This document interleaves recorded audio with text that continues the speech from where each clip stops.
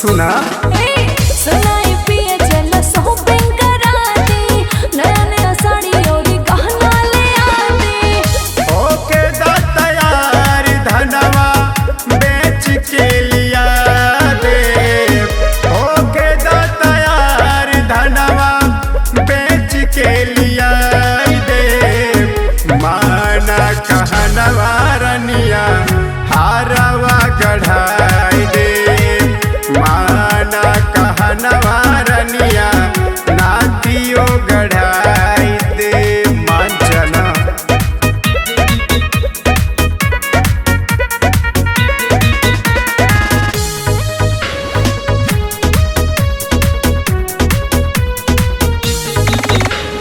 पिछला बारी कहला तू ऐसन, लैला नाही कुछ हो।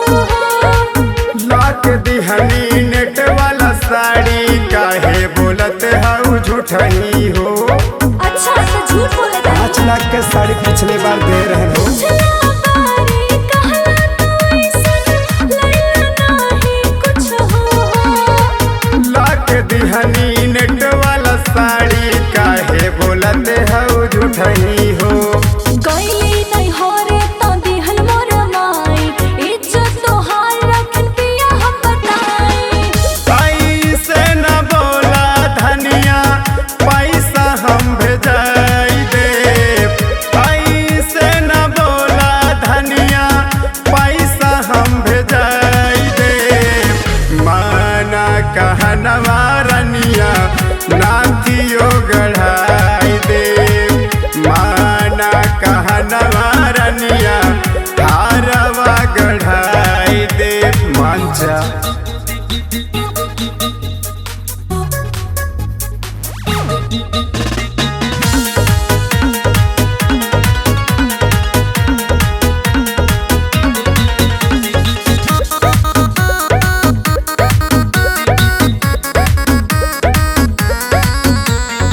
अगली बगली देखा पड़ोसन, चलेली झलका के।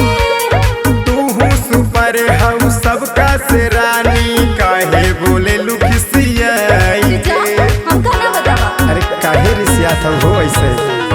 अगली बगली देखा पड़ोसन, चलेली झलका के।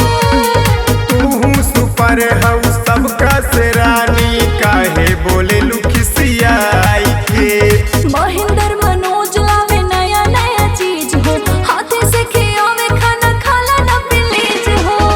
पावन मिश्र से कही के पिज्जा हम मंगाई दे, पावन मिश्र से कही के पिज्जा हम मंगाई दे। माना कहनवा ये धनिया नातियो गढ़ाई दे, माना कहनवा ये रनिया हारवा लियाई दे। मांचना भुलाई देव सब।